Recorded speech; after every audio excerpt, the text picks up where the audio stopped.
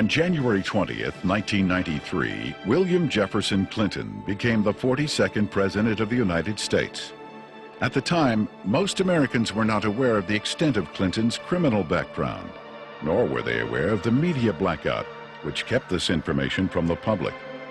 As State Attorney General and later Governor, Bill Clinton in 12 years achieved absolute control over the political, legal, and financial systems of Arkansas. As president, he would attempt to do the same with the nation by bringing members of his inner circle with him to Washington. The hijacking of America was underway, and its impact on future generations would be incalculable.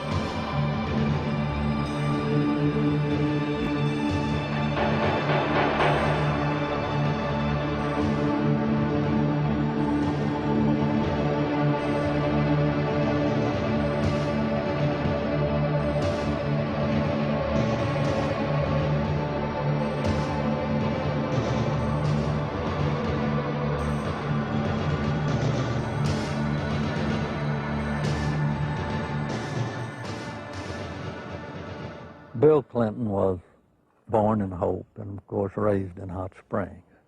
They had open bawdy houses over there at the time, and they had open gambling at the time. But Clinton grew up in that atmosphere, that different atmosphere of Hot Springs. If it felt good, you did it.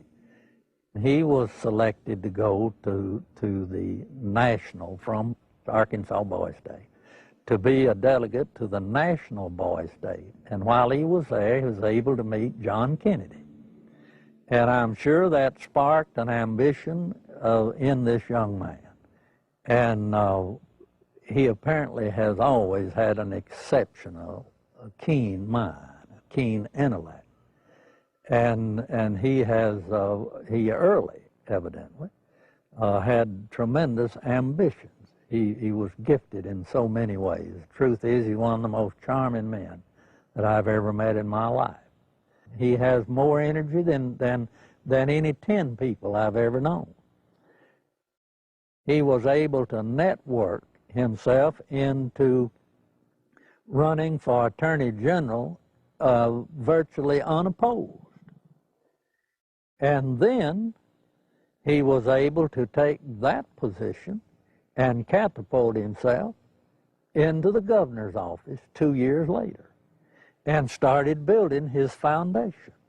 When you think about Bill Clinton's aversion to the truth, you wonder if this is because of the lackadaisical moral background that he's had in this area.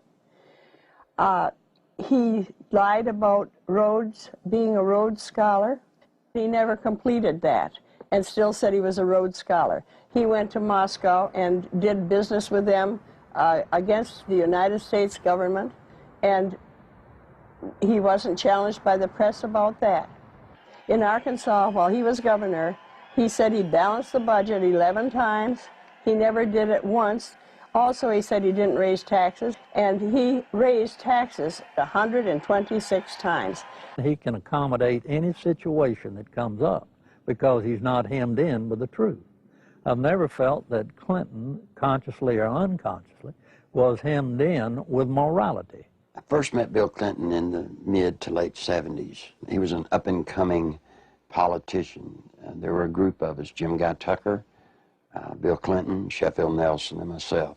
And we kind of ran around and palled around with each other. It was from that point that I did a lot of projects for Bill from a marketing perspective. In 1988, I went to Bill. I said, I need a job to kind of relax, mellow out. Bill Clinton and Betsy Wright, they suggested that I go to work for a place called the Arkansas Development Finance Authority. And they said my talents could really be used there. It was the best kept secret in Arkansas. After about 2 weeks, I went to Wooten Epps, and I said, Wooten, I think I've got enough background on this that we can start marketing it. Now, what is the criteria for loans? He said, whoever Bill wants to get a loan. To go back, though, to that moment in time, I'd been there about a month, and I realized that I was in the epicenter of what I'd always heard about all my life, What most people have heard about is the machine.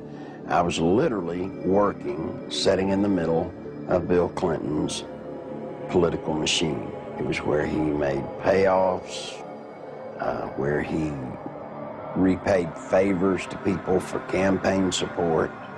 I was in an interesting seat, and I knew it. We had a board meeting.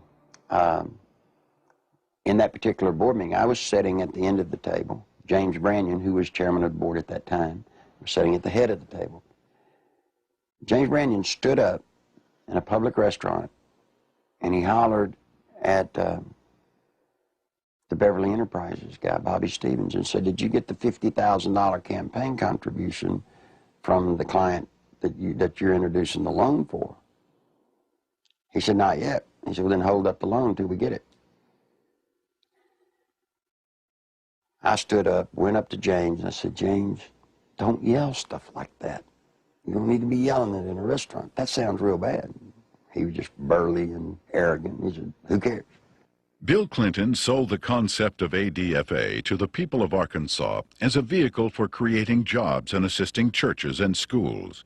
In reality, millions of taxpayer-guaranteed dollars were being channeled to Clinton's election campaigns, to his inner circle of friends, and to his wife Hillary's law firm. This may explain why ADFA had been drafted in such a manner as to keep its decision-making procedures secret. If you needed $1 million, you had to get your application handled by the Rose Law Firm, pay them $50,000. There were 5 other companies in the state of Arkansas that were actually more qualified in bond structuring and applications, but Rose Law Firm got them all. I started checking around, and I kept asking, well, one thing's bothering me, to the comptroller, Bill Wilson, how do people make payments on these loans? He looked at me and said, "They don't." He thought I knew. Well, that blew my mind. And this is about 2 months in, and it was getting tough then. So I started gathering the documents.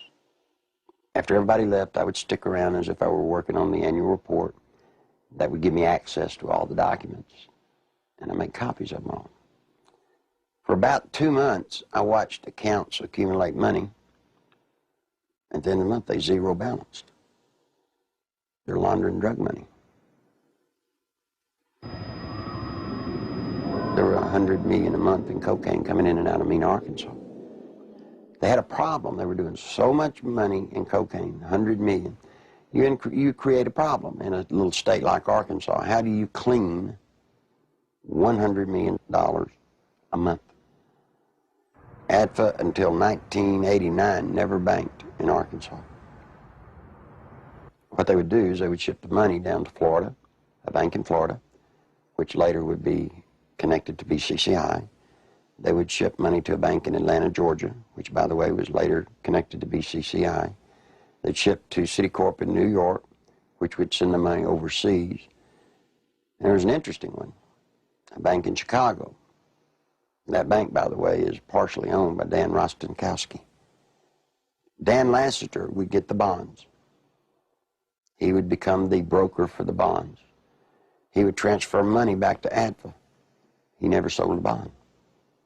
The money then would leave ADFA, go into one of the various banks for the specific bond loan, and they would zero it out. When they zeroed it out, they were giving it back to Lassiter, less their handling fees.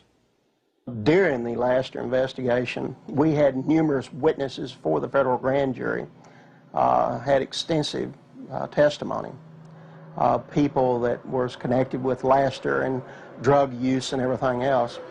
His cocaine use become used as a tool for sexual favors and also for business deals that influence people. And that's when Mr. Lassiter became quite flamboyant with his cocaine use, and then ultimately led to his arrest and conviction. Dan Lassiter, who is the best friend of Bill Clinton, who went to jail with Roger Clinton for cocaine. And by the way, let me explain something. He didn't sell cocaine. No, they were giving it away. Huge piles of cocaine in his office. Ashtray upon ashtray full at the parties, and they would give it to young girls. That's sick. I mean, they were giving a highly addictive drug to young girls. One particular one comes to mind is a 14-year-old cheerleader out of North Little Rock. She was a virgin, and ultimately he ended up sending her to a physician of his. The physician put her on birth control pills. He used cocaine in order to ultimately she lost her virginity, and she got addicted to cocaine. And the last I heard of her, when we had her subpoenaed back to the federal grand jury, she was a hooker in Lake Tahoe. Dan Laster contracted to launder the money. Now, in addition to his contract to launder the money and the system that he and Bill Clinton had set up to do it, probably what he did is he took advantage of some of the cocaine. That's why he could give it away. Shoot, you have $100 million a month in cocaine. They wouldn't care if you took a bucket full a day. After Laster was indicted, I started to receive quite a bit of harassment from my own department, the Arkansas State Police. And I knew the reason behind it because the affiliation with the state police and the governor's office with Dan Laster and his business associates. Mr. Lassiter's cocaine involvement at times was very heavy, then at times he was very cool, calm, mediocre. He was very careful, as all of them have been for quite some time. Once he was convicted, he went to a minimum security prison, a holiday hotel we call them. He spent, I think it was 6 to 8 months, and he got out. Unbeknownst to anybody, Bill Clinton, the day after he got out, granted him a full and complete pardon. So if you think he's tough on crime, think about a man that pardons a man that gives cocaine to kids. Fear of violence is robbing our children of their future. We must take away that fear and give them hope. We must give Alicia and all our children back their childhood. Working together, we can. Do something now. Call 1-800-WE-PREVENT. Your president, the President of the United States, not only was a part of a system that was laundering millions of cocaine dollars, your president signed off on it. He can't deny that he did. You see, because of that, there's one little catch. Every loan that ADFA made, Bill Clinton himself had to sign off on it. More than Bill Clinton, you better identify the people in the loop of the drug running. You better identify the people in the loop for money laundering. And what you'll find there is those people go straight to Washington. Act 1062, if you look at it, it says that ADFA was developed and created to provide low-interest bond loans for churches, schools, colleges. So now look what happened to our legislature. They voted on a bill creating ADFA, thinking that they were getting money to colleges and schools to buy books and so forth. What better way to run thousands of, tens of millions of dollars, launder it, clean it up, and use the cover of a state agency to do it. The first loan made at ADFA was made to Parkometer, a company called Parkometer. Seth Ward was the owner. As I started looking, I found out that the Secretary Treasurer was Webb Hubbell. Then I found out Webb Hubbell was Seth Ward's son-in-law. Guess who drafted the legislation creating Act 1062, which created the Arkansas Development Finance Authority? Webb Hubbell. Guess who introduced the legislation to our legislators and got it passed through our House? Webb Hubbell. Guess who got the first loan? Webb Hubbell. Imagine this. Guess who did the audit and the evaluation of the application? Rose Law Firm. You guessed it. Who signed it? Webb Hubbell, Hillary Clinton. You see, that's against the law in Arkansas. You can't investigate yourself when the good faith and credit of the state of Arkansas is involved in a bond issue. He broke the law. Good Lord willing, creek don't rise. Mr. Hubbell will be serving some time in the pen for that one. Ironically, Webb Hubbell, a senior partner at the Rose law firm, was chairman of the Conflicts of Interest Committee at Rose. In 1988, he successfully advanced the Ethics in Government Act, which required Arkansas legislators to report governmental conflicts of interest. Incredibly, this law specifically exempted Governor Bill Clinton, his appointees, and his relatives. Clinton's appointment of Hubbell to the U.S. Justice Department exemplified the administration's total disregard for legal ethics. Hubbell's hasty resignation in March 1994 for overbilling of Rose clients was merely a ploy to remove Hubbell from the limelight before extensive criminal charges could be brought against him. Let me tell you about Parkometer. The first loan was $2.85 million. Never was a penny of that paid back. As the newspaper people started inquiring about the Parkometer loans, what they found was that Parkometer was actually building retrofit nose cone compartments that were being shipped to MENA. We find out that the nose cones were actually being used to smuggle dope back into the country. And what is scary, what's so scary, it's the same cast of characters. Webb Hubbell, the Rose Law Firm, are guilty, I say to you, of conspiring to defraud the state of Arkansas, the federal government, and conspired to solicit the sales and the laundering of money for illegal drugs. This is your president. This is his circle of power. These are the people, when he got elected president, he did not pass go. He took them straight to Washington with him. And by all things holy, I think he was planning to set up and do the same thing in Washington. In 1982, cocaine trafficker Barry Seal set up one of the largest drug smuggling operations in the United States in Mena, Arkansas, under the approving eye of Governor Bill Clinton. Barry Seal had a bunch of planes and supposedly had pilots. Barry Seal was a drug smuggler. Now, he tried to set it up in his home state of Louisiana, but they wouldn't let him. He had to come to a state that had a sleazy governor hooked on cocaine, and everybody knew it. Yeah, Bill Clinton was hooked on cocaine. I lived in Little Rock, Arkansas, okay? And I worked at a club called Le Bistros, and I met Roger Clinton there, Governor Bill Clinton.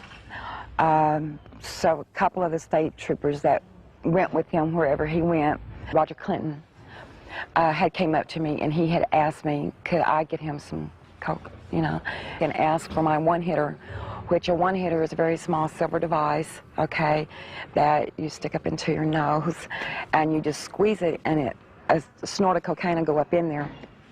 And I watched Roger hand what I had given him to Governor Clinton, and he just kind of turned around and walked off, and that's one specific. Dr. Suen, S-U-E-N, doctor at the medical center here in Little Rock, has taken care of Bill Clinton for his sinus problems, which may indeed be drug-related to cocaine use as they destroy the sinus passages. Governor Bill Clinton was taken into the hospital, I believe it was the medical center, on at least one or two occasions for cocaine abuse and overdosage, in which he actually had to be cared for at the hospital. It led to toga parties. And if you're not sure on what a toga party is, I've had to clarify this in the past. A toga party is where you wrap yourself in a sheet most of the time.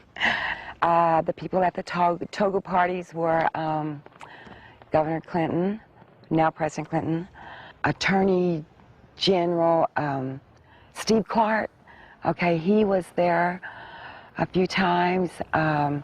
Members of the Arkansas State Police, you know, along with Roger and, you know, other people. They began to dance around, do the cocaine in one room, have sex in another room, because in the Coachman's Inn, the rooms were adjoining, you know. And to be quite truthful, you end up with somebody in particular, and you 9 times out of 10 end up having sex. And there was cocaine there. I know. I'm the one that made sure it was there. I've talked to the manager, the assistant manager for the apartment complex where Roger Clinton used to live. They've all said Bill Clinton did drugs. They saw him. I've talked to a lot of other people who have all, just like the people at the apartment complex, said, hey, John, get us to a congressional hearing. Yes, we'll sign sworn affidavits. These people want to be sure when they come forward that something's done about it, because they fear for their life, but they really want the truth to get out. I was there, coming there with Roger one night, and back in the back part of the mansion there's kind of like a living quarters type thing, and we would all get together out there and do cocaine, you know, and no, Miss Clinton wasn't there at the time. In 1983, I was made aware that Sheriff Hadaway and one of his auxiliary deputies, Terry Capehart, were investigating a smuggling operation going on at the Mena Airport. They had an inside source of information.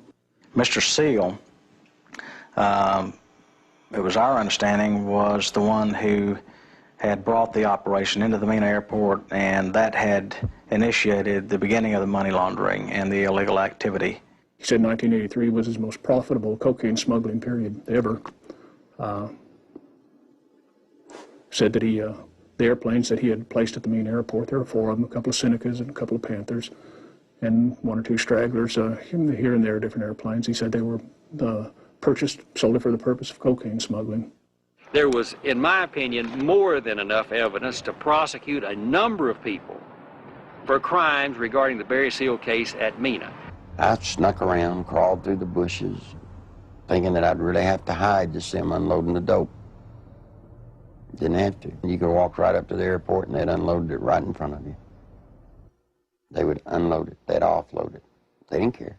A certain degree of money laundering had taken place among these people that were associated with Barry Seal. What had not been done was to connect the dotted lines to ADFA. Because once you connected the dotted lines to ADFA, you had actually connected the dotted line to Clinton. In addition to the operations at Mena, small clearings in other parts of the state were used as drop points for money and cocaine. They had special cargo doors installed on the side without FAA permission, so that these doors could be opened in flight. They'd pull in, slide back, and the cocaine could be dropped out of the side in flight.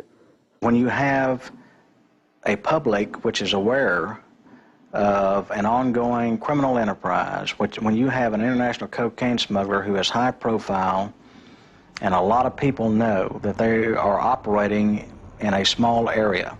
A lot of people knew about the money laundering. It was common gossip on the street because it was so blatant. And they see investigations ongoing for several years. And they keep watching for indictments. They know grand juries are convening. They know that witnesses are supposed to be providing evidence to a grand jury, yet year after year after year, no indictments are returned. People lose confidence in the system. Clinton had integrated a number of corrupt cops, judges, and politicians into high-level positions to ensure the continued success of the drug smuggling, money laundering operations. All was going well until a fateful night in the fall of 1987. On August 22nd, 1987, Kevin had spent the night with his friend Don Henry. They left Don's home around 12:30 or 1:45 on the 23rd of August in the early morning hours, and the next thing we knew, they had been run over by a train. There seems to be a small airstrip in the area. There have been sightings and reports of small airplanes flying very low with lights off in the area. I believe they saw something they shouldn't have seen. 3 weeks later, their deaths were ruled accidental by the state medical examiner, Fahmy Malek, and we disagreed with that ruling because we thought the evidence pointed to homicide. At that point, we had a lot of questions and no answers, and the facts didn't add up to what he was telling us, so we decided to get a second opinion and met with resistance from all fronts, both with our local law enforcement, with the state crime lab, with everybody that we turned to.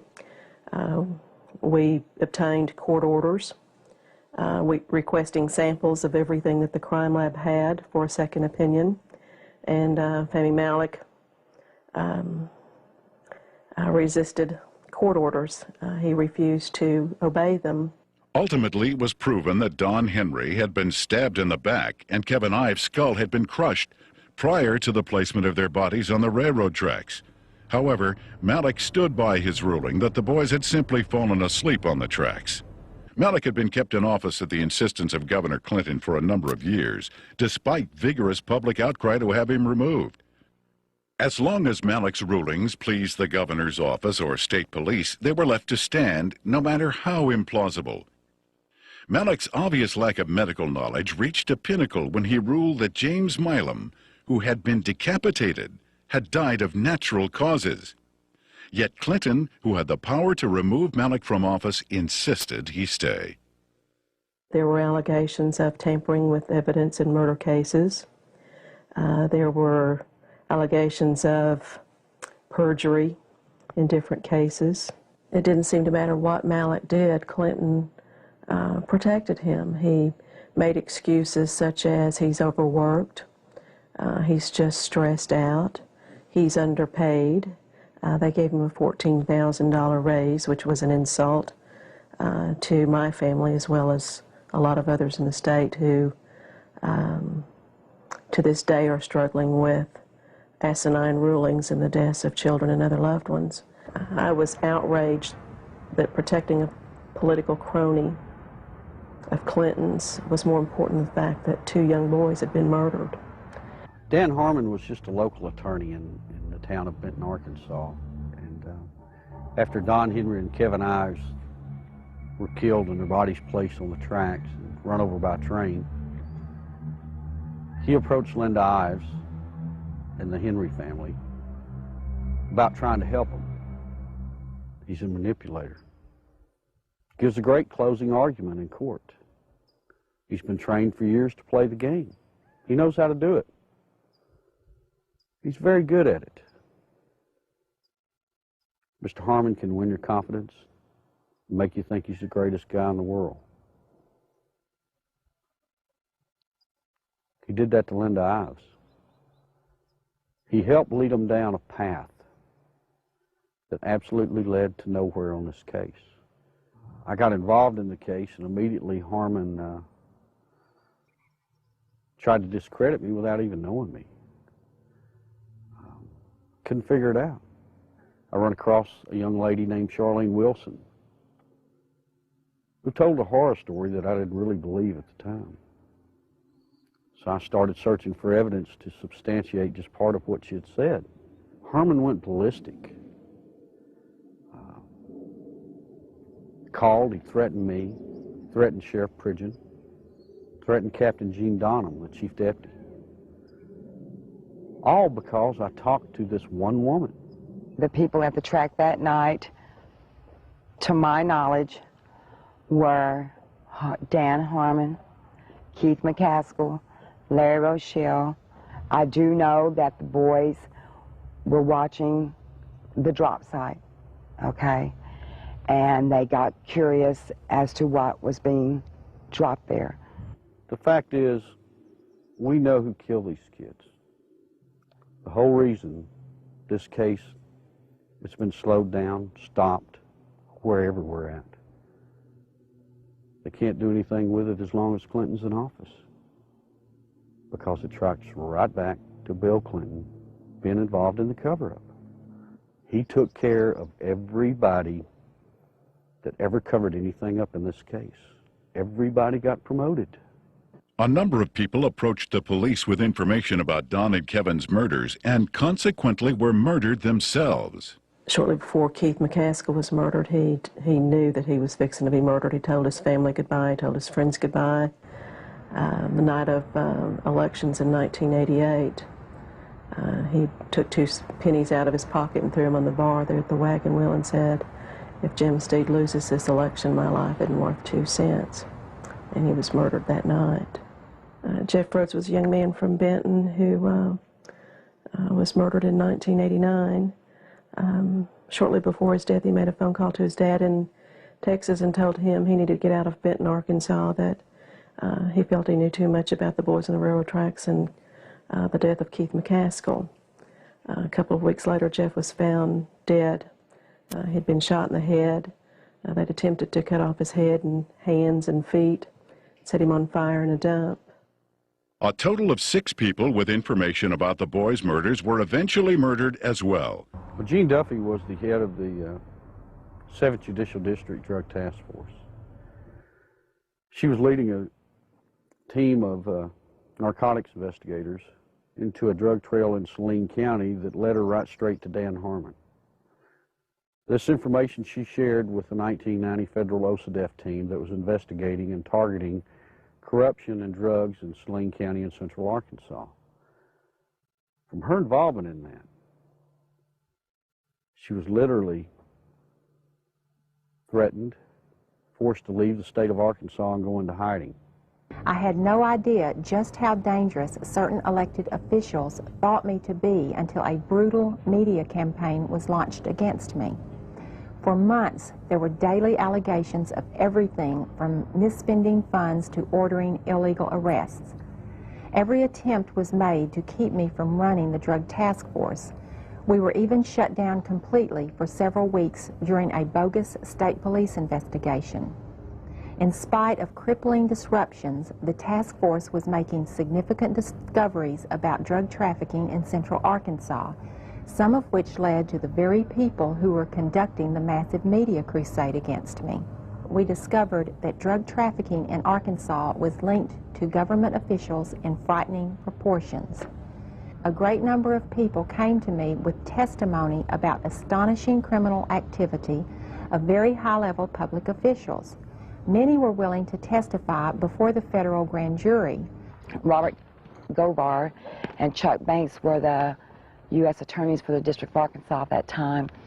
I was subpoenaed to testify on behalf of the drug trafficking and the cartel, more or less is what it was, that had to do with Dan Harmon and what I call company, because there are there's a whole bunch of them that are involved. I was asked quite in depth about the drug trafficking that went on with Dan Harmon, Mr. Clinton, Roger Clinton. Although there was an abundance of evidence and word kept reaching me from members of the grand jury that they were ready to indict, no indictments came. Mr. Govar also insisted that he was ready to prosecute at least 2 key figures, but the holdup was his boss, U.S. Attorney Chuck Banks, who repeatedly delayed requests for indictments. Harmon had paid a visit to Chuck Banks, the U.S. District Attorney, who was in charge of that district. It's recorded, he signed in. He was there approximately 30 minutes, and up until that time, everything appeared to be running fine with the grand jury. Then, in November, Banks removed Govar from the case, and I was fired from the task force. From this point, the ordeal turned really ugly. In January 1991, one of the key targets of Govar's investigation, Dan Harmon, took office as the 7th Judicial District Prosecutor. Harmon immediately called a state grand jury to investigate the allegations against me. To avoid being jailed in Hot Spring County, which would have put me in serious danger, I left the state. In the meantime, Banks, who had taken over the federal investigation, attempted to give the appearance of carrying the investigation forward while systematically destroying it. He harassed witnesses, suppressed evidence, and finally announced in February of 1991 that the investigation had disclosed no credible witnesses or evidence against any public official. I received a phone call, and they told me that I had made a very big mistake.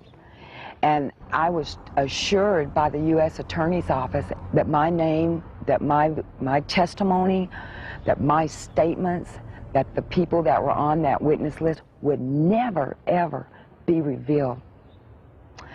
Well, ha ha, you know.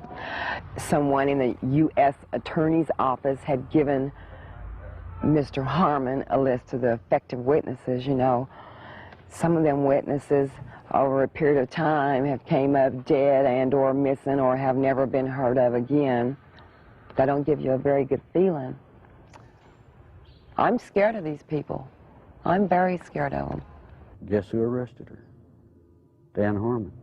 The very guy that she says turned her on to drugs now has her arrested. Dan Harmon, he walked to me, handed me what was supposed to be a search warrant, and he said, "Bitch," excuse me for saying that, "I told you if you ever brought my name up or brought anything up about the past dealings that..."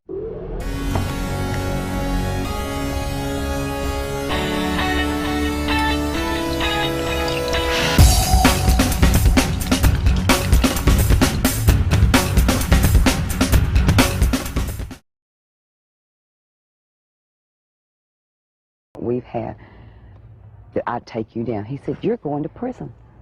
I'm going to put you in prison." He did. I'm here. I mean, I've watched second, third offense people walk around with probation on top of probation on top of probation. Not this lady. First time she's been arrested for drugs. They allege that they found in her home. She gets 30 years. Sure, everybody ought to be able to see through this. This is a man that told Linda Iles for years, "We're going to get to the bottom of your son's death." Yet when I start making progress, it looks like the people I talk to starts getting time in the penitentiary. Linda says it's business as usual in Saline County. Justice as in the English language that can describe how usual in Arkansas. There aren't any words that makes you feel as a parent or as a are capable of doing. You know, I think we were just kind of naive, common, ordinary people. Got up and went to work every day and came home and went to bed and assumed that everybody else did the same thing and tried to do what was right. And I think Kevin's death has been the rudest awakening that anybody could ever have to see what really goes on. I can provide information that has tentacles to Governor Clinton's administration. It is apparent to me that a congressional investigation is the last hope, not only for the people of Arkansas, implications of illegal activity, who has left in his wake and now vulnerable to the powers of oppression, but for the people of our nation who are now vulnerable to the powers of a president who has left in his wake implications of illegal activities and serious improprieties. Meanwhile, Welch and Duncan's investigation into the operation at Mena was about to derail. We'd been so busy investigating, just concentrating, focusing, that it took a while to register that nothing was going to happen. We could not understand what was happening. Neither Mr. Welch nor I were ever subpoenaed to testify before the grand jury and present massive amounts of evidence of wrongdoing by associates of Barry Seal. No indictments were ever returned against any of the individuals, and I can tell you there was extensive evidence. There definitely was some suppression of evidence and definitely a cover-up of an investigation, and somebody should be held accountable as to why that happened. Not one major cocaine bust was ever made in Arkansas out of Mena, Arkansas. Now imagine that, 10 years nearly in its running. Never one truckload ever got caught. During the 1992 Attorney General's race in Arkansas, a member of Clinton's staff had approached Winston Bryant and had asked him to stay away from the Mena affair or the Mena matter. I've done quite a bit of investigation into the Mena Barry. After Winston quite frankly, it is a federal problem. He took office, Bill told me that he was no longer allowed to discuss the Mena Airport investigation from the Attorney General's office.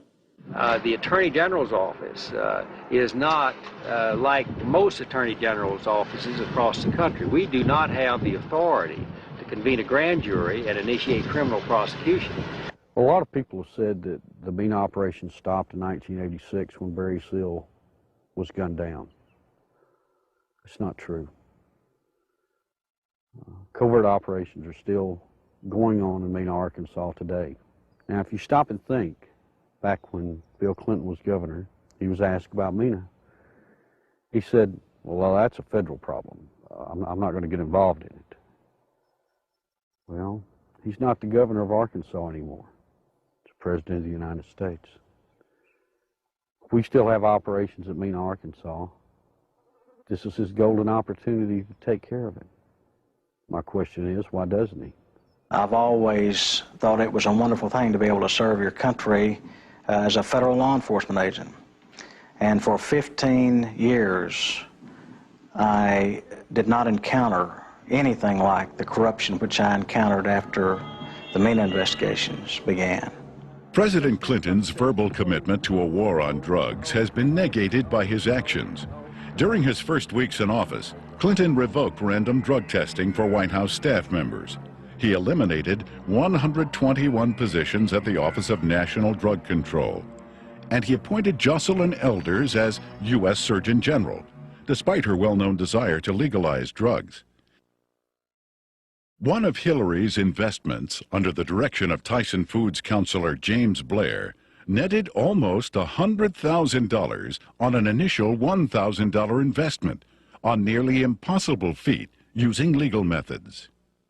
I can't read their minds or speculate, but I had absolutely no reason to believe that I got any favorable treatment. Coincidentally, Governor Clinton enacted a number of state regulations allowing Tyson Foods to grow into the largest industry in Arkansas. Don Tyson put in $600,000-700,000 all told in all of Bill Clinton's campaign. Guess what he got out of it? He got $10 million. Guess from where? The Arkansas Development Finance Authority. And he never paid a dime for it. I had heard rumors of Don Tyson and his alleged cocaine use and distribution. And I went through the intelligence files and come up with enough that I thought was sufficient amount of evidence to launch an investigation on Mr. Tyson simply out of the Arkansas State Police intelligence files has been accumulated for years. A great deal of criminal investigation files were surfacing with Don Tyson's name mentioned in there as being involved with some drug and narcotics trafficking activities. So I interviewed some of the investigators who worked on the Tyson case. Most of them felt that Tyson should have been indicted, but the investigations were always sabotaged, oftentimes from within. One particular undercover narc agent told me that another criminal investigator in that department named Doug Fogley was furnishing Don Tyson with photographs of the undercover narcotics agents that were working on his case. Donald Smaltz was actually hired to look into the allegations that Tyson had given bribes to different people, specifically to the Secretary of Agriculture, Mike Espy. And what came out of that investigation was very remarkable. Drug abuse, drug distribution, money laundering, even murder for hire. Now, Smaltz collected all this stuff. He compiled it, he put it in proper order. And he approached Janet Reno and said, look, you know, I need to broaden my investigation. I'm finding more here than just simple payoffs. What do you think happened? Well, by now, most of you already know. He was turned down. Just exactly what we expected to happen happened. I mean, Tyson already hired lobbyists, attorneys, who all approached Congress trying to get everybody to stop Smaltz. Why is it in this country today that if you got a little money, you walk away? Why is it you can create the pressure to stop investigations? And I promise you, Janet Reno has stopped this one. You look at these and you wonder, how could this happen? You know, how does someone elude prosecution with reams of investigative reports? How does it get stopped? Some say it's Bill Clinton. Don Tyson was in the middle of the cocaine just like Bill Clinton, just like Dan Lester, just like Roger Clinton, and all the others. So you see, all of this incest, and all of this drug running, all of the trafficking of drugs, sending them all over the nation, came out of Little Mena, Arkansas, right under the nose of little Governor Billy Clinton. I went to Bill, and I said, Bill, you've got 2 weeks to tell the truth, or I'm going to tell it. You're breaking the law, and I can't be a part of it. You made a mistake. I'm not one of your buds, or at least I'm not that big a buddy. When Larry Nichols made his disclosures, made them public, the Clinton spin doctors treated him unmercifully. It shocked those of us who had been kept in the dark through the years in Arkansas politics. The Arkansas news media had done little, if anything, to uncover anything derogatory about Bill Clinton. And for these disclosures to come out of the blue was so shocking that the spin doctors attacked the messenger rather than tried to answer the charges that Nichols had made. And they did such an efficient job that it caused me and others to look with less than favor on Larry Nichols as an individual, because all we knew about him was what they were telling and the press was printing. One of the neatest things about Bill Clinton is how he handles the media. You see, Bill Clinton's an attorney, and when a witness comes out against his client, what's the first thing an attorney does? He tries to discredit that witness. They accuse me of everything under the sun, day in, day out. Every week, there was some new scandal in the paper that I was involved in. 6, 8 weeks later, they print a retraction. Wasn't me. But to this day, people in Arkansas think that I'm some evil person. As a result of that, the boy had to pay a high penalty. In his credibility, he had to pay a high penalty in his acceptability. And then when the new evidence came out that supported everything that Larry Nichols had said, he finds himself, I think, probably in the position of knowing that he had been exonerated, but he has not been exonerated in the minds of the people generally, in my view. And he finds himself probably in the position of wondering where he goes now to get his good name back. A lot of people wonder how Bill Clinton could control a state the size of Arkansas with the absolute authority that he did. It's not hard. You see, after 12 years, after kissing the people that have the money, Bill Clinton controlled the legal system. He controlled the judges. He controlled the attorneys. He controlled the banks. It's just a small state, a one-party state. What tends to happen in small states like that, I think, is the longer the person remains governor, that I think the greater the abuses are. And I think the abuses were very, very widespread under Bill Clinton. One thing that's very difficult for people to understand, Bill Clinton doesn't care about money. He cares about power. All he needed ADFA to do was to channel money to the big players financially. I got tickled when the reporters during the campaign came here. They were looking, trying to find out where Bill Clinton profited. He didn't. He profited by putting money into his friends' pockets. The way they were doing these bond issues and just the whole political atmosphere, quite frankly, was a scandal. But that's the way things had historically been done in Arkansas. But imagine this. Imagine the power this man has in Washington, D.C. Imagine what he can do to this nation if he gets that circle of power going there, as he did here. Nothing I can do, nothing you can do can stop it. Because he'll have the absolute power, and believe me, he will use it to have you investigated, to have you arrested, to have your company audited. Now, that's what'll happen when his circle of power is complete. When I worked at ADFA, it was not uncommon for Bob Nash to call me up and say, hey, Nichols, the governor needs about $5 grand transferred to his travel account so he can go see his ladies. And we would at ADFA transfer $5,000 to $10,000 for him to go see his girlfriends in either L.A. or New York. He'd use so much travel money to go see women out of his regular travel budget, he would even have to borrow money from ADFA, not to mention the fact that ADFA's budget was not quite as scrutinized as the governor's budget. But he literally used money, ADFA money, the people of Arkansas, taxpayers' money, to conduct liaisons.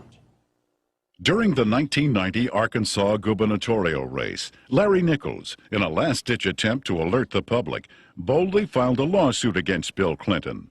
As expected, the lawsuit was eventually quashed, sealed, and illegally dismissed by a Clinton-appointed judge. What Nichols didn't expect was a complete media blackout of the facts he presented. Back in 1990, after all the damage they had done to me, I did something that most people wouldn't do in Arkansas. I sued Bill Clinton. Now, it's very important to note that in that lawsuit, I brought out the names of 5 women. On October the 19th, the only press conference I've ever held in my life was on the Capitol steps of Arkansas. Every news organization in Arkansas, newspaper, TV, radio, were there on the steps. I read the names of the 5 women. I read and talked about ADFA. No one had ever made such a cold, callous statement against Bill Clinton where he named the women. When I got through with the press conference, I went through the center door and I walked with the camera crews with me, and I walked all the way to the end to the governor's office. And I left the press release right on the governor's secretary's desk. Not one bit of the press release made it into the local TV or the local newspapers anywhere. It didn't show up anywhere. The reason I tell you that is because in those days he had the circle of power complete in Arkansas. Eventually, every allegation stemming from Nichols' 1990 lawsuit and press conference would prove valid regarding Clinton's taxpayer-financed sexual liaisons, his drug usage, and his criminal activities relating to ADFA and Whitewater. Gradually, the women who had carried on adulterous affairs with Clinton began to emerge.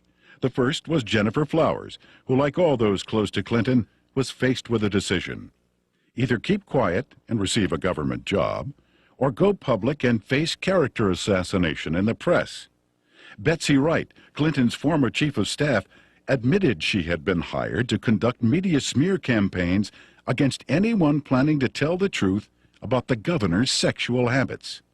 She was prepared to go after at least 26 women who had the potential of destroying Clinton's chance at the presidency. During the 1992 presidential campaign, I was getting bludgeoned by the media because Gennifer Flowers had come out of my lawsuit. A man called me on the phone on a Monday. His name was Gary Johnson. He was an attorney. He told me that he felt bad because I was being bludgeoned, and he wanted to talk to me about handling my case. Well, I was craving an attorney, any attorney, to help me. You know, I saw Larry out there doing battle, so to speak, on his own, and I felt like he needed some help. I met him on a Tuesday, He was a special attorney. I didn't even know it. You see, he lived next door to Jennifer Flowers.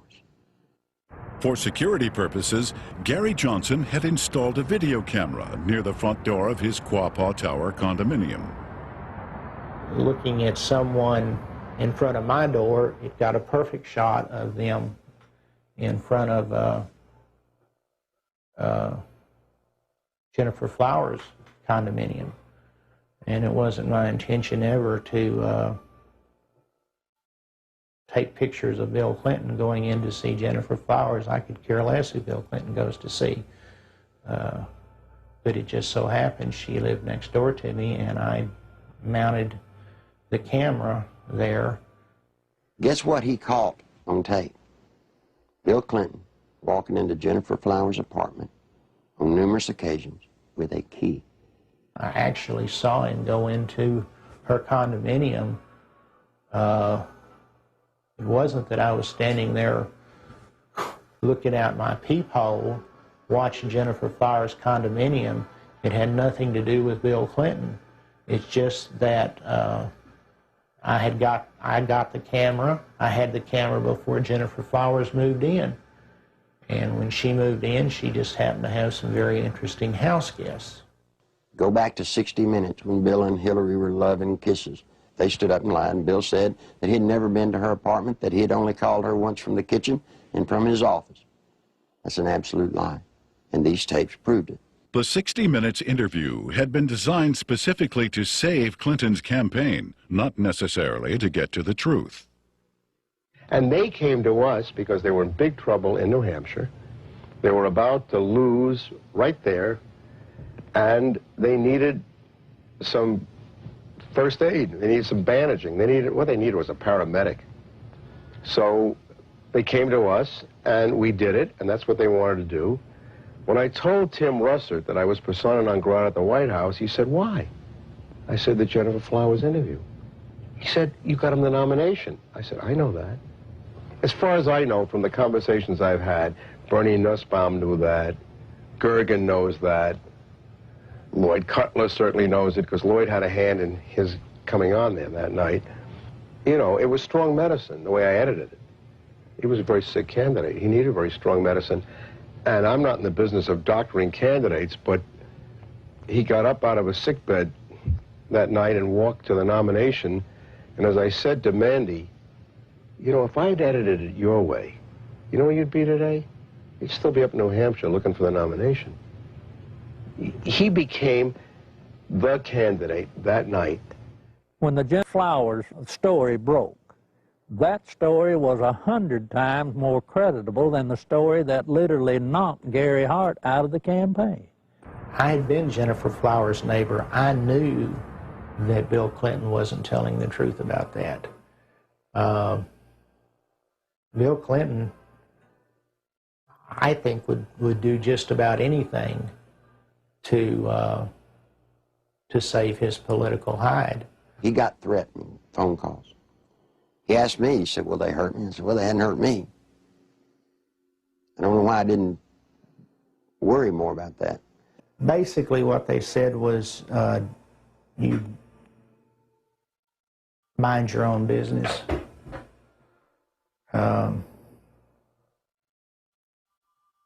And all it did was made me mad. I never thought in a million years that anybody would follow up on it. We filed the request for the subpoenas on Thursday. Saturday morning, we found Gary Johnson beaten and left for dead. And without getting into gory details, both elbows were dislocated, his collarbones were broken, his spleen and his bladder were ruptured with holes the size of $50 in them.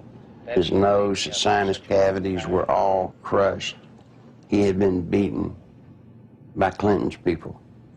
Were they very large? Yes. Yes, they were. Did they say, "Where's the tape"? Yes, they asked me for the tape. And what's sick is the man gave them the tapes, and then they went and broke his elbows, punctured his spleen, punctured his bladder. They looked like state troopers, I'll say that. Clinton can be a very dangerous individual in the state of Arkansas. In my lawsuit in 1990, I named the lady Sally Perdue as having an affair with Bill Clinton. Sally had an apartment in Little Rock, and the Clinton security guards would drop him off at her apartment and go park in the woods. When Clinton got through doing his business, he was flicked their porch light and they'd know to come and get him. She started coming out, started talking.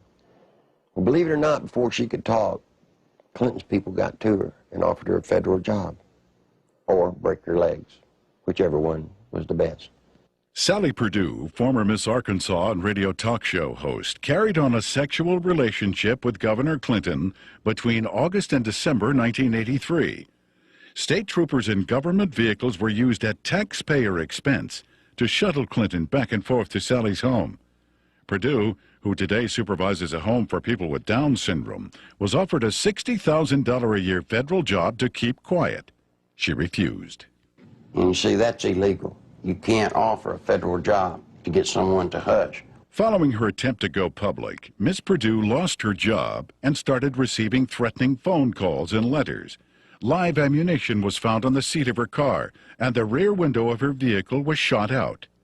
Even though a number of witnesses have corroborated her story, the American press has refused to print it. During the 1992 presidential campaign, interviews with ABC and NBC, as well as an appearance on the Sally Jesse Raphael show, were taped, but were never aired. She had actually been on the Sally Jesse Raphael show right after the New York primary. Did you know the TV stations around the country blacked out that program and wouldn't show it? In December 1993, former bodyguards of Bill Clinton came forward with detailed information regarding the governor's sexual encounters with a number of women.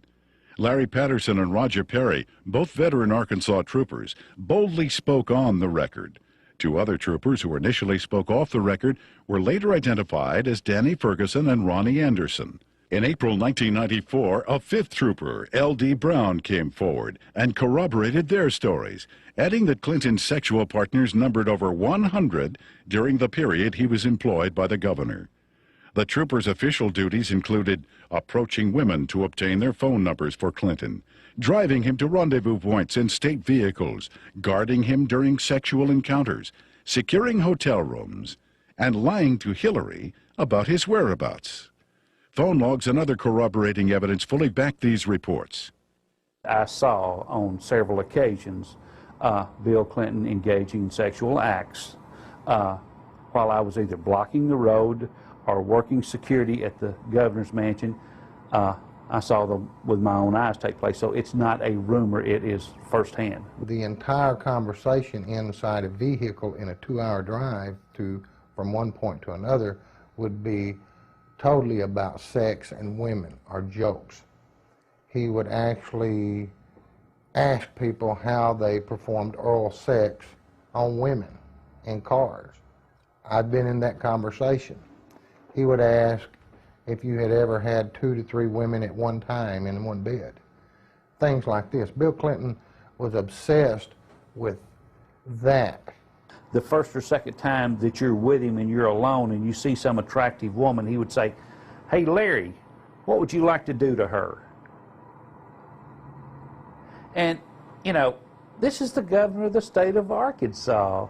The majority of his off time was spent trying to figure out ways to be with women that he wanted to be with. He was more discreet during a campaign year than he was in a routine year as governor, an off year. We were required to work overtime so we could sit outside someplace and block the road, or sit in some driveway, or sit at some, you know, apartment complex while he went in to take care of his female friends. You know, state money was utilized. He had certain troopers that he used for certain women, and Larry Patterson and Danny Ferguson were used for 2 women in particular. he would tell you, Larry, see the blonde-headed lady in the green outfit, go get her name and her telephone number for me. He would say, she has that come hither look. And that was verbiage that he used quite often. And on several occasions I have gone out into the crowd. I never had one of the females to refuse to give me her name and her address. On one occasion, it was a Christmas parade of 1989 in a small town in northeast Arkansas. And he picked a lady out of the crowd and asked me to find out who she was. He just carried on about how beautiful she was, how good looking she was, how big her breasts were and things like that. And I found out that she was interested in a state job. And she gave me her name and number, and I said, well, maybe the governor will call you, or can I call you? And when we got in the car, I gave the governor her name with her phone number, and I said, you'll like this, she's interested in a state job. And he said, oh, good, good, good, good, good. The next time I saw that lady, she was working for Bill Clinton in his presidential campaign the night he announced his candidacy for president. I was told by Bill Clinton that this was part of my job, to keep people from finding out about his affairs. Most of the women that Bill Clinton had sexual affairs with were well taken care of. They have good jobs, or their husbands ended up with good jobs. They were well taken care of, and the actual time spent trying to cover up these affairs while he was governor was nothing like it was when he announced that he was running for president. In an attempt to silence the officers, the Clinton administration launched an elaborate counterattack, which included urging Ferguson to change his story and levying false accusations of insurance fraud against Perry and Patterson. When Larry Patterson and Roger Perry came out, Clinton's security guards, they substantiated everything that I'd alleged in the lawsuit. These people were there, they were his bodyguards. But watch what happened. The same thing that happened to me, they planned to do to them. They roasted them in the media. They said they were committing insurance fraud. The evidence of that these state policemen have brought forward relative to Clinton's womanizing is being questioned by the spin doctors as not being credible. Yet it is more credible than the evidence on 90% of the people who are confined now on death row across America. Is this fair? Did y'all see the papers saying that the troopers were telling the truth and were found innocent? Heir to the stories they were telling have a basis, since they're not the scumbags that the spin doctors for Clinton tried to make them out to be? These two have had the courage to come forward, and the evidence that they have presented has not only been credible, but it's been overwhelming. And the truth is, I'm convinced that it's just the tip of the iceberg. On May 8, 1991, Paula Jones, a state employee with the Arkansas Industrial Development Commission, was working the registration desk for the governor's Quality Management Conference at the Excelsior Hotel. Governor Bill Clinton was to be the main speaker. I was approached by one of Bill Clinton's bodyguards named Danny Ferguson, and I was given a number. And I asked him what it was. I held out my hand, and he said, it's a number to a hotel room that the governor would like to meet with me. Well, I was surprised, and I kind of talked it over with my coworker, and we didn't have any reason to believe that we couldn't trust him, so I agreed to go on up to the room and meet with Mr. Bill Clinton. I got to the room, and Governor Clinton, he opened the door to meet me. It was a room that did not have any beds in it. It had couches and stuff like that. It was more like a meeting type room. And he had asked me about my job and how I liked it and who my boss was, and I told him. And he mentioned that he liked the way that my curves were on my body, and he liked the way that my hair went down my back, the middle of my back. And then he tried to lean over, and he started to put his hand up my leg, which it happened so fast, and he tried to kiss me on the neck. It happened so fast, but he tried to bend over and kiss me on the neck as he was putting his hand up my leg. And I backed off. I said, I don't want to do this. And I said, I think I need to be going. And then he got up before I even knew it and dropped his pants. And Bill Clinton asked me to perform oral sex on him, which I declined. And I jumped up and I told him I needed to go immediately. That's when he went to say, if you have any trouble whatsoever, you have Dave Harrington, your boss, contact me immediately. And I said, well, I'm leaving. And I started to proceed down the hall to the door, and he followed behind me. He said if we could try to keep this between ourselves. And I went down the elevator, went back to my registration desk, and I told Pam the whole story. I can't understand how somebody can take advantage of somebody like that. And then they have the audacity to drop his pants. I mean, you know.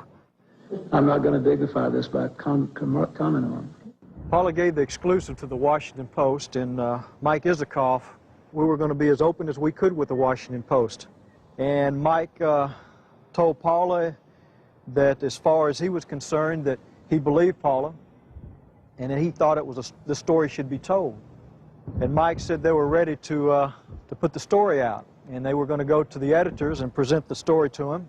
We heard that Mike got suspended from the Washington Post, and there was a big fallout between the editors of the Washington Post and Mike. Paula Jones filed a lawsuit against President Clinton, claiming sexual harassment. The same day, a massive media smear campaign against Paula Jones was launched. Think about a man that has no more regard for women than Bill Clinton does. They're just sex things. I don't understand the feminist movement being behind Bill Clinton. He hangs women on his wall like trophies. A number of women who have had sexual relationships with Bill Clinton have allegedly been given major career boosts in exchange for silence. Beth Colson received a judicial appointment to the Arkansas Court of Appeals from Clinton. Regina Blakely landed a job with CBS National in Washington covering the White House. Likewise, Deborah Mathis secured a lucrative job with the White House Press Corps. Susan Whitaker was made the liaison between the Arkansas State Capitol and the White House. Elizabeth Ward obtained a position with the Clintons' close friends, Hollywood producers Harry Thomason and Linda Bloodworth Thomason. And Joe Jenkins was given a high-level position with AP&L. One of the most harrowing stories of Clinton's attempt to keep his promiscuity hidden involves Jerry Parks, a private investigator and former chief of security for Clinton's campaign headquarters. My father was Luther Gerald Parks, a.k.a. Jerry Parks. He was the head of Clinton's security for Clinton's inaugural campaign whenever he was running for president. My father was brutally murdered at Chenal Parkway and Arkansas Highway 10 in one of the most elite parts of Little Rock, Arkansas. Someone pulled alongside of him and started shooting at him. They cornered him, stopped him on Highway 10 as he was turning left onto Highway 10 off Chenal Parkway. They stepped out of the car after blocking his path. He was shot 5 times, once in the leg, once in the arm, 3 times in the chest. My father had a file on Bill Clinton's infidelity and his affairs that ran from approximately 82, 83 to somewhere between till about 90 to 91. The file consisted of pictures, time, dates, places of where Bill Clinton was at, where Roger Clinton was at, the type of drug use that Bill Clinton and Roger Clinton were involved in. I was the only person that would ever go with him when he would do his private investigative work. And I remember 4 to 5 times that I was with him, and that's what he was keying on. I saw Clinton with a lot of different women, a lot of different types, sizes, shapes, colors, one of them being Jennifer Flowers. You know, I was just like, wow. It was more neat than anything else that, you know, somebody that is this famous, this bigwig, can get away with this. This just blew my mind. Shortly before Jerry's death, the phone lines at his home were cut, the security system was disconnected, and the Clinton files were stolen. I believe my father was assassinated because he was He was the one link that could actually close everything and completely shut Clinton down. I feel that Bill Clinton had my father killed to save his political career. When I did contact Little Rock Special Investigative Services, they told me that they'd been pulled off the case 3 weeks prior to that. That just blows my mind on how when I hear they're making progress, all of a sudden they're pulled off the case. Something's not right there. Bill Clinton has been the way he is ever since I've known him. He hasn't changed. He will not change. People inside the White House today tell me that he's running sexcapades in and out of the White House like have never been there before. It's a disgrace to America. If we had known his background, the people of Arkansas would have never elected him governor of this state. And I charge the media of this state for not doing their duty and exposing these things that have since become matters of fact. He's a womanizing, dope-smoking, liar, and a draft dodger. I don't remember those being in the Constitution as exactly the model qualities we want in a president. I think the media has been part of the covering up of the actual true story of and character of Bill Clinton. I believed with all my heart that the American people had the right to know what they had been sold. Bill Clinton is not the person that they voted for.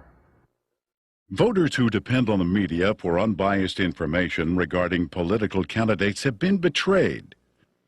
Much of the information concerning ADFA, Whitewater, and Clinton's sexual promiscuity was known by the media as early as 1990, yet was kept hidden. The media's heavy pro-Clinton bias prior to the 1992 election was best summed up by Newsweek when they candidly stated, "Truth is, the press is willing to cut Clinton some slack because they like him and what he has to say." In May 1994, Newsweek added, "The national press has been restrained in its accounts of Bill Clinton's private life, and with good reason. Most of those who have made charges against him have been despicable people, jealous and stunted sorts." What an indictment about the media. You knew the truth about Bill Clinton. You just didn't like George Bush. I know Bill Clinton, probably as well as anybody. We used to train him on how to look straight into a camera and lie through his teeth. And you see, part of Bill's pathological lying is the fact that we've taught him how to believe the lie that he's telling. And once he believes the lie, then he can sell it to you as the truth. The world is at risk when the commander-in-chief of the United States of America is a man that will look at another government, who will make trade deals and lie through his teeth. Clinton could get us involved in a hopeless quagmire easily in Europe, in Africa, in North Korea, in any number of places, because not only of his ineptness and his lack of understanding, but his contempt for military things. This goes back at least as far as the 60s, in his college days, when he not only attended and participated in anti-American rallies, but organized them. Back in the, and incidentally, those were not anti-war rallies. Those were anti-American rallies. He has no loyalty to this nation. He has no loyalty to its fighting men. He has not enough integrity to have any loyalty to its population. He knows how to say the right things, but he has lied for so long that I really don't think he knows the difference anymore between the lie and the truth. Bill Clinton was dishonest on a daily basis. I mean, there's more dishonesty in his life than there is honesty. I mean, it's maybe being a politician in these days and times, you have to tell one group of people what they want to hear and another group what they want to hear. And if the truth conflicts, then so be it. The media has not been able to ascertain today that there's a human being sitting in the presidential chair of the United States of America that lies with everything he says. They still believe somehow in the office of the presidency. They still believe there's some integrity there. Attempts to keep the criminal activities of Whitewater concealed from the public were largely successful prior to the 1992 election. After that, however, The raging Whitewater Rapids could no longer be contained. What the Clintons claimed as a simple money-losing investment was in actuality a series of complex business transactions and cover-ups, ultimately costing the American taxpayer more than $60 million. When this is all over, it's going to be the same story we've been telling for 2 years. We made a bad investment, we lost money, and there's really not much more to add to it. We have enforced higher standards against the ethical conflicts than any previous administration. Whitewater may have begun as a legitimate real estate venture, but it came to be used to skim, directly or indirectly, federally insured deposits from an S&L and a small business investment corporation. When each failed, the United States taxpayer became obligated to pick up the tab. 2, the family of the former governor of Arkansas received value from Whitewater well in excess of resources invested. 3, taxpayer guaranteed funds were in all likelihood used to benefit the campaign of a former governor. 4, the independence of the United States government's regulatory system has been flagrantly violated in an effort to protect a single American citizen. People should not be able to raise questions and erode people's moral authority in this country. It quickly became obvious that Whitewater would engulf the Clinton administration if ignored. A twofold counterattack was put into action. The first was to win sympathy from the conservative populace, who were among his chief critics. Clinton embarked on a series of appearances heartily promoting himself as a born-again Christian who supports and practices traditional biblical family values. While the uninformed may have been fooled, those who realized what was happening were outraged at the blatant hypocrisy. This is a place where I have come to seek divine guidance and support and reassurance. You know, after Bill Clinton was in office for 2 days, he signed 5 executive orders, shedding more innocent blood, the blood of innocent babies. Then he went on to try and get homosexuals in the military. He put Jocelyn Elders in, trying to distribute condoms to our kids. Christine Gebbe, his AIDS czarina, promoting all kinds of vileness. This is an affront to heaven. The second phase of the counterattack was to appoint Robert Fisk as special prosecutor to head up the investigation into Whitewater. That same week, the Rose Law Firm began shredding documents. A lady came to me scared to death, wanted to come out and tell the truth. I said, "What's the matter?" She said, "They're shredding documents at the Rose Law Firm." Well, I tried to tell the media. The media said there was no way that could be going on. Well, in came a journalist from a Washington newspaper. He goes over, investigates what I told him. And you know what? The very week he investigated, guess what they were doing? Shredding documents right there at the Rose Law Firm. It had his initials pretty much all over it. Everything from the box to the manila files to I even saw his signature on with the Rose Firm letterhead. You see, all of the Whitewater documents, they're getting rid of. They're getting rid of them as fast as they humanly can. It's the nerve and audacity that those two people, Bill and Hillary Clinton, have to shred documents, to destroy evidence in a federal case. That is why we're here in front of the Rose Law Firm, because of the works of darkness that have gone on. Documents have been shredded here. What else has gone on here? I'm telling you, there are people inside this building that right now they're saying, if they only knew, if they only knew. During that same week, there was also a fire at the Worthen Bank building. And this fire was on the 14th floor, and supposedly it was started by a space heater. I want you to look at this footage and tell me if you think it was an accidental fire by a space heater. This is a CPA firm, and the documents that were in this office were important documents relative to Whitewater. If you go back to Arkansas and you look at the Secretary of State's office, anybody that's ever run for office in recorded history, you can find out who their major campaign contributors are since day one, except for one person. Bill Clinton's records at the Secretary of State's office disappeared. You see, they did it then. They'll do it now. All the information pertinent to Whitewater, any notes left by Vince Foster, any personal documents that would lead anywhere to any type of criminal activity, they're just going to be destroyed. Fisk's initial assignment was to quell rumors regarding the alleged suicide of Vince Foster. Foster was a senior partner with Hillary Clinton and Webb Hubbell at the Rose Law Firm prior to his appointment as White House Deputy Counsel. In fact, he was handling the Clintons' personal legal matters while he was in the position of assistant to the president, in violation of a conflict of interest at that time.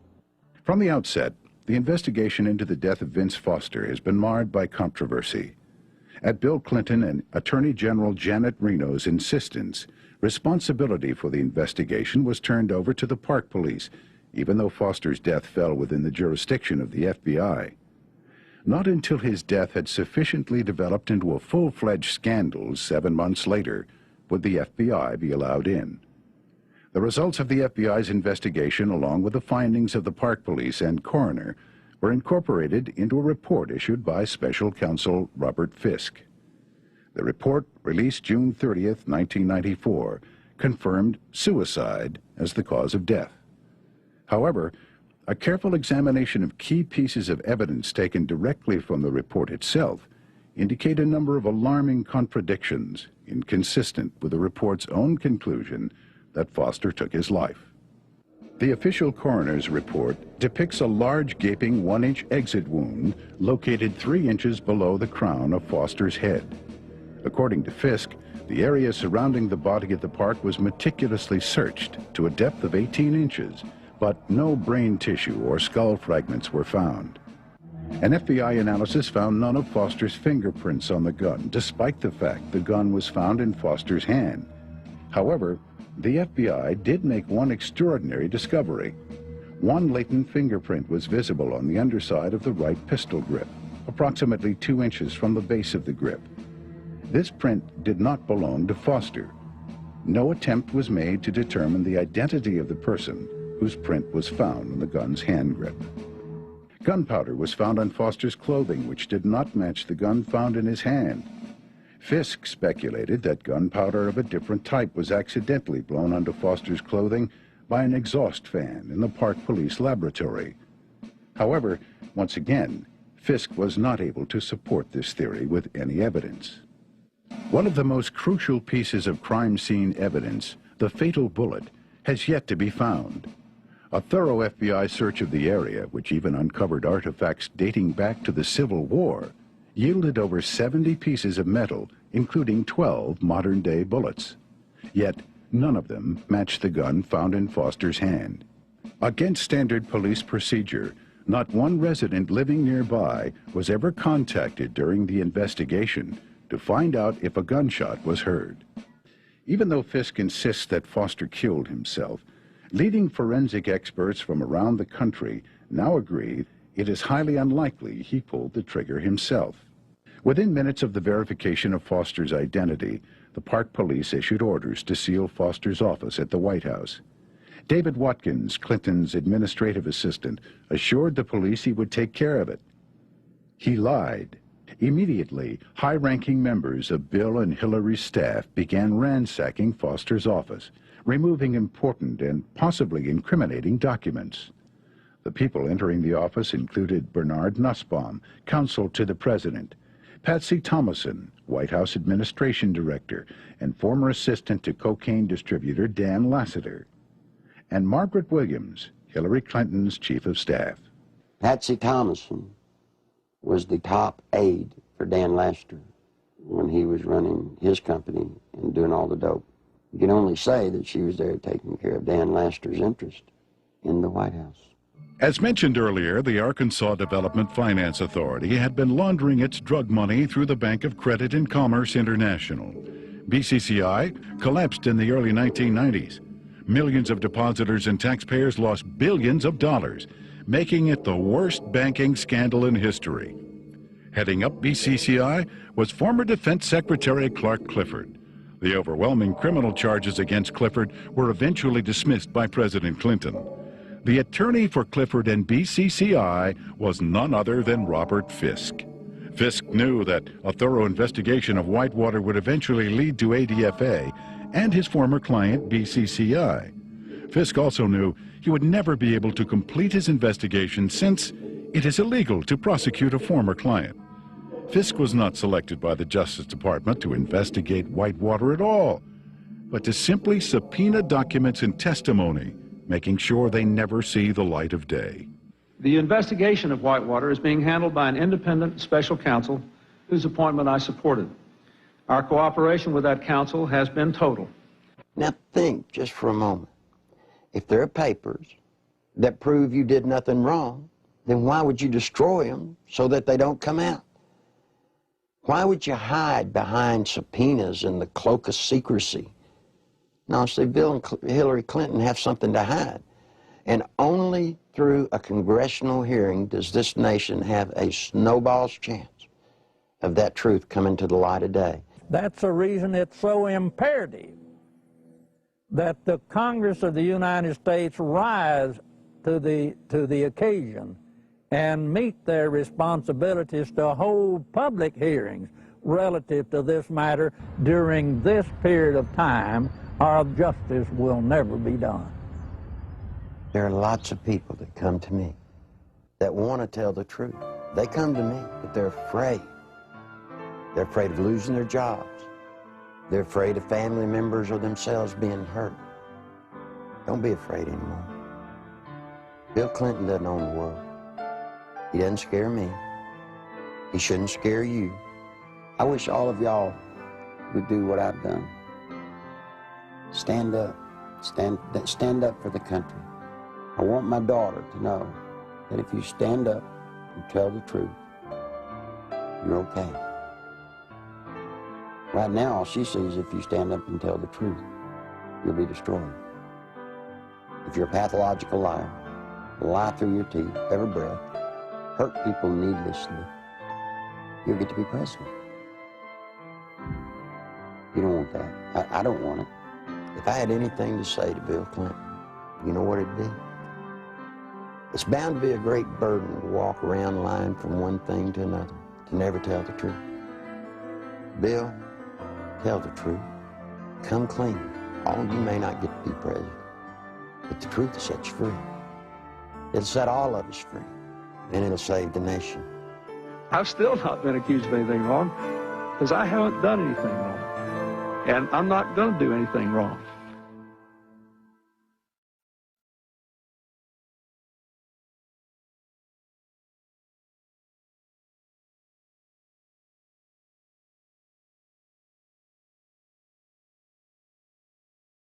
Although the documented information contained in the Clinton Chronicles continues to be reported in England and other countries, here in America, the media blackout continues. On July 14th, 1994, copies of the Clinton Chronicles video were hand-delivered to every member of the United States Senate and House of Representatives. On July 25th, documentation supporting the film was presented to Congress at their request. Whitewater hearings were scheduled to begin the next morning. However, the then House and Senate majority leaders, plotting with Robert Fisk to withhold evidence, refused to allow any of this documentation to be admitted.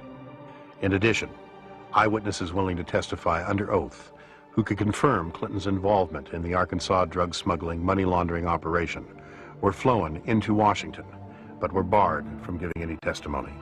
Once again, the Constitution of the United States was undermined and the American people were not allowed access to the truth. That same day, a massive media smear campaign was launched against the Clinton Chronicles. Time magazine, Newsweek, U.S. News and World Report, and major newspapers around the nation simultaneously published false information about the video in an attempt to diminish its distribution. Nevertheless, members of Congress point to the Clinton Chronicles as playing a major role in bringing about the firing of Robert Fisk, as well as the reopening of the investigation into the death of Vince Foster. On August 3, 1994, Larry Nichols was arrested on false charges of writing 2 bad checks and failing to obey a yield sign 7 years earlier. The American media reported the arrest. When the Arkansas police admitted that the checks and traffic violations were fabricated, charges were dropped, yet the media failed to report it. Nichols has suffered 3 attempts on his life since the release of the video. Federal agent Bill Duncan, a 15-year IRS veteran with a permit to carry a gun, was arrested for carrying a weapon, then handcuffed to a pipe in the basement of the Washington, D.C. police station, and later released. This incident effectively brought the MENA drug smuggling money laundering investigation to a halt. Duncan was later instructed by his superiors to lie to a federal grand jury regarding the results of his investigation. When he refused, he was forced to resign. Arkansas State Police investigator Russell Welsh nearly died after being poisoned with military-grade anthrax, a poison available only through the United States government. Arkansas State Police investigator Dr. Lauder, who successfully led the investigation against cocaine distributor Dan Lassiter, was forced to resign after attempting to reopen the cocaine trafficking investigation into Don Tyson. John Brown, Saline County homicide detective in charge of the Ives Henry murder investigation, was removed from the case after providing Congress with information linking the Clinton administration to drug trafficking in Mena, Arkansas. Brown was forbidden by his superiors to discuss Clinton's connection to the Ives Henry case, and after his refusal to do so, was forced to resign. In February 1994, veteran journalist L.J. Davis was beaten in his Little Rock hotel room. His attacker tore pages from his notebook which contained information about the inner workings of the Rose Law Firm and the Arkansas Development Finance Authority. In March 1985, Wayne Dumond was castrated and subsequently imprisoned for allegedly raping Bill Clinton's 17-year-old cousin. Even after evidence had proven that Dumond had been falsely accused and was completely innocent, Clinton blocked his release from prison. To date, every case which would link Bill Clinton with any criminal activities have been effectively shut down by various governmental agencies. The one office that all of us universally look up to, irrespective of what party or political philosophy we espouse, is the presidency of the United States. Since the election of Bill Clinton in 1992, we Americans, with sadness, have learned week after week to have different stories come out from around the country pointing up the reality that we have in the White House today, a draft-dodging womanizer who is a pathological liar. It's a very dangerous thing for America and a dangerous thing for the world. I can only, conclude that the responsible course for the House of Representatives to do is to introduce a resolution of impeachment against Bill Clinton. It is with sadness that I make this statement, because this action will introduce something that we Americans don't want to see in our political process. But we can't continue down the course of what we see unfolding before our eyes almost every week or almost every day. And the best thing for all of us is to get it out in the open and go forward and let the chips fall where they may. Under our Constitution, the House introduces a resolution of impeachment, and the U.S. Senate is a place where a trial takes place. And I think for the good of the country, for the good of the peace and tranquility of the Western world, this is the course that Congress should take.